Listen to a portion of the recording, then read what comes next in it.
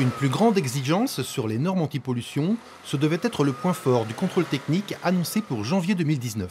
Bon, sinon tout le reste c'était impeccable, mais c'est surtout remettre les ampoules en place et vérifier le réglage derrière. Thomas Olivier est venu faire une contre-visite pour sa Xara de 2001, visiblement pas très informé. Je savais qu'il y avait un nouveau contrôle technique qui était en place depuis je ne sais plus quand d'ailleurs. Depuis le mois de mai, voilà. Mais le nouveau là, les normes anti-pollution, non, je n'avais pas regardé ça, non. Le contrôle technique plus sévère instauré en mai dernier avait accru les rendez-vous dans les centres de contrôle. Les propriétaires de vieilles voitures, en premier lieu concernés, pouvaient craindre les normes anti-pollution plus strictes qui s'annonçaient pour janvier. Il ne doit pas s'inquiéter pour les véhicules anciens.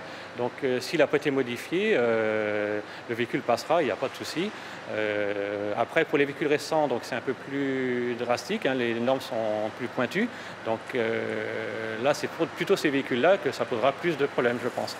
Plus de problèmes, car les exigences françaises sur l'opacité des fumées, donc la teneur en particules cancérigènes, et sur l'oxyde de carbone, imposaient aux véhicules les plus récents des normes plus drastiques que celles de l'Europe.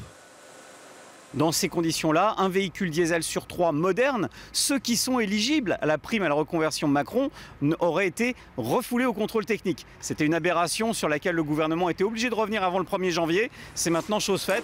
Les Gilets jaunes ont donc aidé le gouvernement à sortir de cette ornière, mais les professionnels du contrôle regrettent, eux, d'avoir investi dans les machines jusqu'à 10 000 €.